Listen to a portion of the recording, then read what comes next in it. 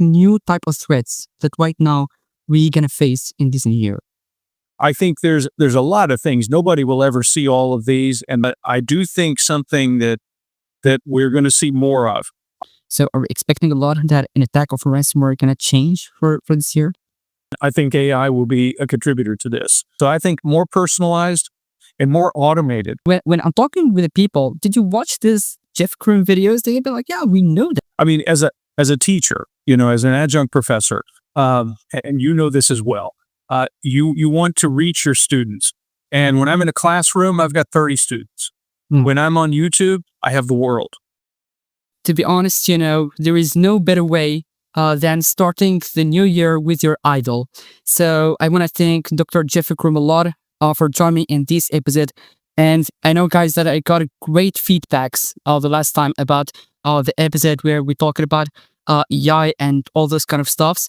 I want just to talk about the new cyber threats in this year with one person that I really I admire a lot. I admire his career, his background. He's just the perfect person when we talk about this kind of things.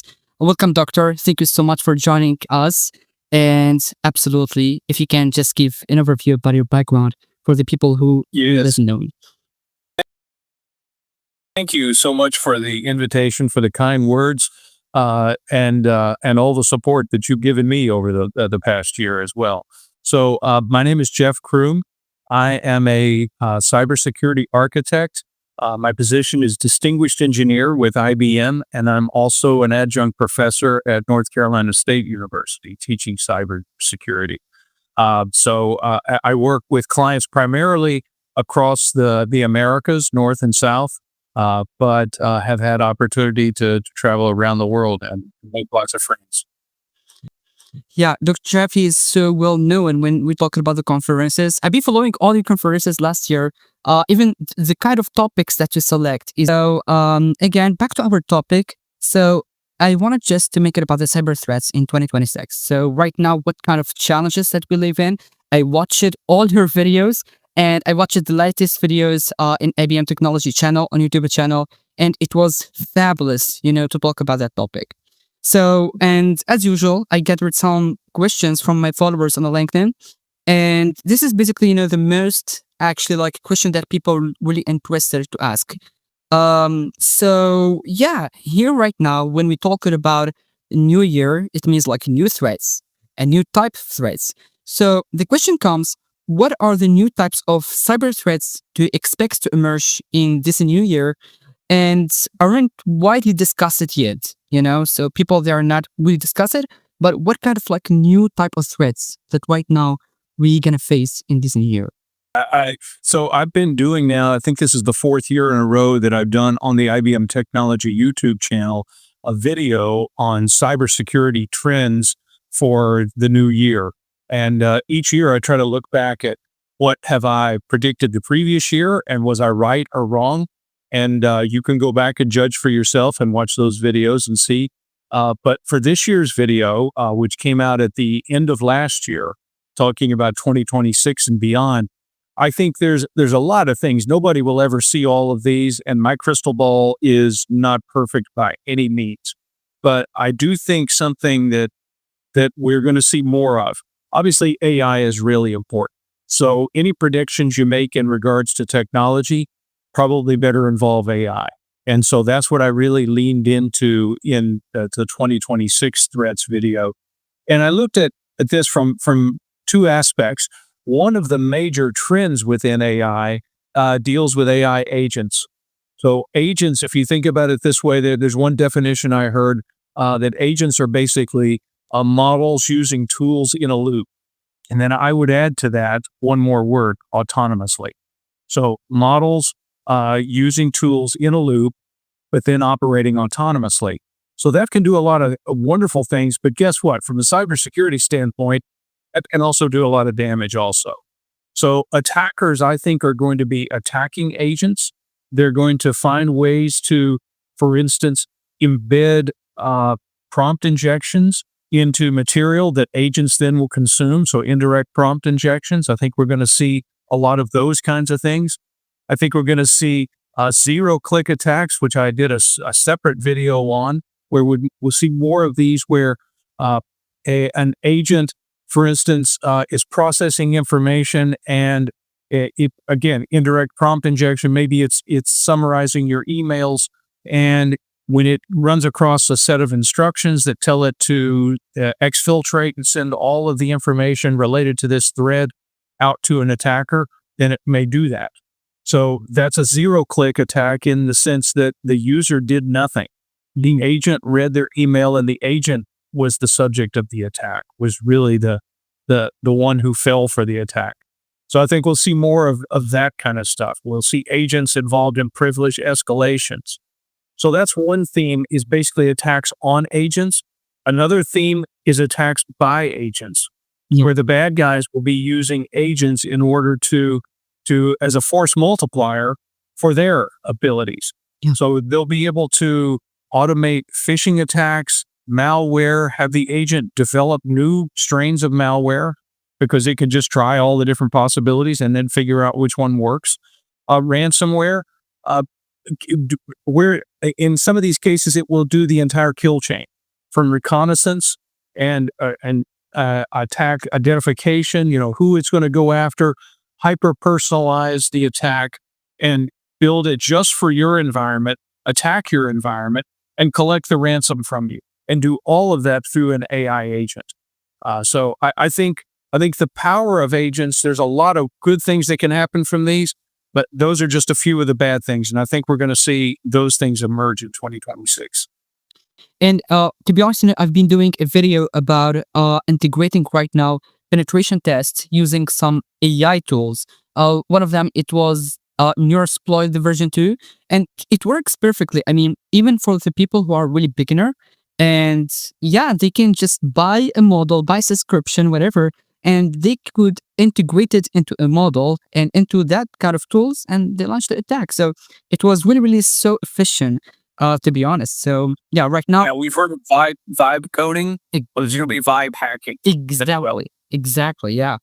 And just back about, the YouTube channel, how many number of views you got? It just passed last week 24 million views. Well, so yeah, Hopefully 25 million by end of this month, first of next month. it's still awesome. It's so many. It's amazing. Thanks to all the people who have watched these videos.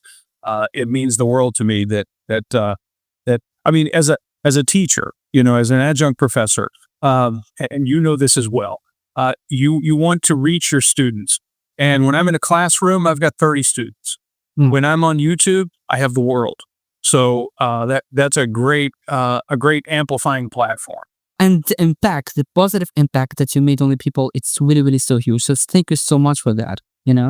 So back again, basically, to the next question, which is, well, are there attack techniques that defenders are underestimating today, but still dominate in 2026? So sometimes, from year to year, things have changed, and some people see the things differently. And even the defenders, they see things like, okay, these attacks or these techniques, it's not going to be really that much, in the next year. So do you think that, are they like those kind of attacks that really still efficient in 2026 and people underestimate about it? Yeah, there's two areas that I'll touch on with this. And it relates to, if you look at what the work that OWASP has done, the Open Worldwide Application Security Project, they do great stuff. And they came out with a list of top 10 vulnerabilities for large language models a couple of years ago. And then they updated it last year. And on both of those lists, number one was prompt injections. So one might argue, well, how could people underestimate the thing that's listed as number one? Well, I would argue if it's been listed number one for the last essentially 3 years, then somebody must be underestimating it. Somebody's not understanding, because it shouldn't stay number one.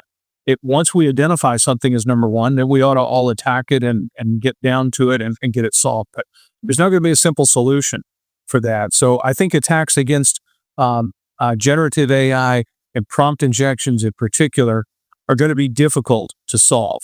And I think a lot of organizations, now cybersecurity people tend to know about this, but people outside of cyber may not know so much about prompt injections and what those can do. I think that's a big one, and it's going to continue to evolve. I'll give you just one example that emerged toward the end of last year, a novel type of prompt injection where someone wrote the prompt injection. If you wrote it in prose, in natural, regular language, it would be caught. But when they rewrote it as a poem, then it bypassed the controls. So a poetic prompt injection is, I'm not going to say that's going to be the thing that undoes us all in 2026, but it's that kind of thing. It's that kind of creative thinking from attackers where who would think to write their attack as a poem? Yeah. Well, some bad guy might. And that's the kind of thing that we're going to continue us underestimating is the creativity of the bad guys. And now with AI in the hands of the good guys and the bad guys, AI will be able to try a lot of things and be a lot more creative than even humans might be because it can run 24/7 and the models keep getting better. So we will start dreaming up new attacks that we will definitely underestimate because we didn't anticipate. Yeah. And then another one, if you look out a little bit further across the horizon, one that people are underestimating now, and you could argue this is a future threat, I would actually argue it's a present or maybe even a past threat, and that's related to quantum cracking of cryptography. Yeah. And the reason I argue that it's a present or even past threat is because of harvest now, decrypt later scenarios. If I make a copy of your encrypted data today, then I just wait a few years until quantum systems are strong enough to break that. And then I'll be reading what is now today's data or yesterday's data. So the threat is already there. And if I make a copy of your data, you can't re-encrypt my copy. You can re-encrypt your copy, which you should do using the new quantum safe algorithms, but you can't re-encrypt my copy. So that threat already exists. And I can tell you, people are starting to wake up to it more and more, but not nearly enough. Right now, a lot of organizations are just kind of seeing that as we should do that, but they're not actually doing it. So that's the definition of underestimating, I think. Yeah, exactly. It's like the should, but practically there's like nothing, just to do about it. What about the ransomwares? Like the question is like, how are ransomware attacks expected to change over the next year? So are we expecting a lot that an attack of ransomware going to change for this year? Yeah, I think so. I think AI will be a contributor to this. If you think about the way ransomware might enter an organization, it might come in through an email where somebody clicks on a link and then that executes a payload, which then goes and encrypts all their files, as an example. Okay, what can I do to get the person to click on that link and therefore initiate the chain of events? Well, if I have just a generic email with bad spelling and bad grammar, somebody's probably going to realize, okay, this is no good. They'll just hit the delete key. But if I use an LLM to write this in whatever language that's tailored to the language of whatever the person is that's my target, it's going to come out perfect, whatever that language is, with perfect grammar and perfect spelling. It could also be very hyper-personalized. You could use the AI agent to go off and do research, not only on the organization that you're targeting for the ransomware, but the individual, so that maybe we go out and find out their org chart. And then the AI agent finds that and uses the names of other people and uses all of this as part of the ruse that it creates, the story, the social engineering aspect of all of this. And again, it could be, if I want to hit a particular organization, I could have an AI agent generate hyper-personalized emails for every person in the organization in just the click of a mouse. To start that thing off and there it goes. That would be impossible, or not scalable for a human to do. But an AI agent could automate something like that. So I think more personalized and more automated. We've already seen one example where basically ransomware is a service, and the whole thing would run the entire kill chain, including the ransom message, including the collection of the funds, telling you here's where you need to send your money. And it does all that collection. And the end user, again, back to vibe coding, this is vibe hacking again. The user that's kicking this thing off, the bad guy, doesn't have to understand how any of this stuff works because the underlying AI just takes care of all of it. So I think it's going to mean that we're going to have to, on our side, the defender side, make a lot better use of AI to keep up with the attacker's use of AI. Exactly. And when we're talking about right now the security controls, I got it a lot, to be honest. So people talking about security controls, and they ask like, what are the security controls are likely to fail against the most advanced threats this year? I mean, is it like the passwords things? What kind of security control that we have to take care about? Yeah. My PhD was in identity and access management, and I focused a lot on authentication. So I'm not a huge fan of passwords, is the bottom line. Passwords have pretty much outlived their useful lifetime, and yet we still have them. They're still the predominant way that we use to authenticate into systems, but it's not very effective. Organizations use this because they think it's cheap. It's not cheap. If you look at the number of calls to help desks to reset passwords, that's expensive. If you look at the damage that's done because people are able to breach credentials, then that's very expensive. Yeah. So I think passwords are the security control that we still live with that is not serving us well. And I think the time has long since passed when we need to be moving to multi-factor authentication and things like passkeys from the FIDO Alliance. This is a good technology that's, look, I can't steal your password if you don't have one. So that's the best defense to what is one of the poorest security controls that we still use. Replace it with something that's stronger, like a passkey. Ending, of the discussion with that question. So here, if you want to give one warning to security teams about 2026 cyber threats, what would it be? So about, we think about like, yeah, that warning that you have to take care about, so realize it. Yeah, this is it. I've been spending most of this discussion talking about how the bad guys are using AI. And I made mention that the good guys need to use it as well. And I think that's the warning. That's we've already had the warning shot across the bow with the zero-click attacks. We've already seen a number of examples of those. We've already seen some of these other things that I've talked about. And the warning for us, or the lesson, I guess, for us, is that we need to learn what AI is, what it's capable of, what its limitations are, and its limitations are exactly what the bad guys will exploit. So we need to especially focus on what those limitations are. And we need to leverage it to do prevention, detection, and response in all three phases of cybersecurity.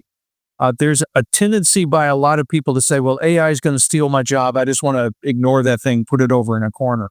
That's how AI will steal your job if you take that attitude. If you take the attitude of, I want to learn everything I can about AI because I want to be the most effective user of AI and use it as my tool, then you will remain in control and you will be the ones that win. The people that learn how to use AI are the ones that are going to have the jobs moving forward. The people who don't are the ones that will be replaced by it. So that's the warning shot, I think, for all of us is learn AI, learn how to leverage it, use it to our advantage. The bad guys are already doing that. We should as well. Doctor, again, the discussion never ends with you. And if you ask me about an advice for this year, guys, you have to watch Jeff Crume videos. You have just to do it. Just like his way of explaining things, his way, I like literally, your thoughts. And, like I'm super fan of your videos and the way that you analyze things. I want to thank you so much, for giving me the time. Even I know that you have a busy schedule, but thank you so much for supporting me for giving me the time to have this amazing discussion. Having this conversation with an idol, I'm super lucky. So thank you so much, Dr. Jeff. The door is always open if you want to just make a discussion. Thank you so much. Absolutely. You're very kind with all your compliments, and I appreciate that. And it's my pleasure talking with you. Thank you for the opportunity.